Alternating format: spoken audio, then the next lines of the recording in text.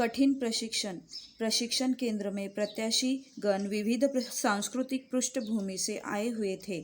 अधिकांश लोग फिलीपींस के थे, बाकी लोग यूरोप, अमेरिका, दक्षिण America, Africa, Taiwan, Japan, Australia, Indonesia, Malaysia, Singapore और थाईलैंड के थे। जो प्रत्याशी पाश्चात्य जीवन शैली से प्रभावित थे, उनके साथ मुझे सख्ती से पेश आना पड़ता था।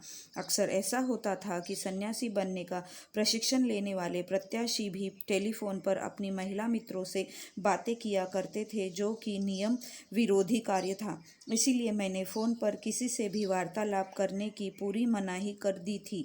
कोई आगंतुक या मुलाकाती भी मेरी अनुमति के बिना प्रशिक्षार्थियों से नहीं मिल सकता था। ऐसे कठोर नियम को लागू करने के बाद भी दो मज़ेदार मामले सामने आए। प्रशिक्षक नहीं तो परीक्षा भी नहीं। दीदी भवानी ब्रह्मचारिणी, जो कि आजकल अवधूतिका आनंद भद्रा आचार्य है, महिलाओं के प्रशिक्षण केंद्र की प्रभारी थी और मैंने उन्हें भी निर्देश दिया था कि मेरी अनुमति के बिना किसी को भी प्रशिक्षण केंद्र के अंदर आने की अनुमति नहीं देंगी। उन्हीं दिनों की बात है, एक बार मैं मास्टर यूनिट गया था और उसी दिन शाम को लौटने वाला था। उसी दिन सुबह के मैं आचार्य जपानंद जी और मनीला के सेक्टोरियल सेक्रेटरी आचार्य परमेश्वरानंद जी पुरुष प्रशिक्षण केंद्र पहुँचे। वहाँ के प्रभारी युवकों ने उनका स्वागत किया और उनकी अच्छी आवभगत की। उसी सुबह नाश्ता करने के बाद वे महिला प्रशिक्षार्थियों की परीक्षा लेना चाहते थे। दीदी भवानी ने इनकार कर दिया और स्पष्ट कहा, जी हाँ, आप परीक्षा ले सकते हैं, लेकिन आपको प्रशिक्षक दादा की उपस्थिति में ही परीक्षा लेनी होगी। उनका तर्क वितर्क काफ़ी देर तक चला, किंतु दीदी अपने फैसले पर अड़ी रही। उन्होंने कहा, क्षमा कीजिए और कृपा करके हमारे प्रशिक्षक दादा के आने की प्रतीक्षा कीजिए।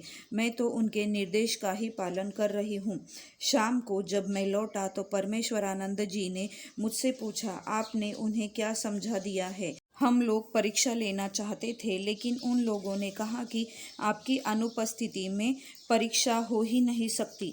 मैंने उन्हें समझाया, दादा, मैं आप दोनों को जानता हूँ, किंतु मान लीजिए मेरी अनुपस्थिति में कोई और सन्यासी दादा महिलाओं के प्रशिक्षण केंद्र में पहुँच जाए और वहाँ की दिनचर्या में किसी तरह हस्तक्षेप करने लगे तो समस्या खड़ी हो सकती है। इसीलिए मैंने उन्हें निर्देशों का कठोरता से पालन करने का आदेश दिया था। परमेश्वरानंद जी मेरा आशय समझ गए और मेरी सराहना भी की।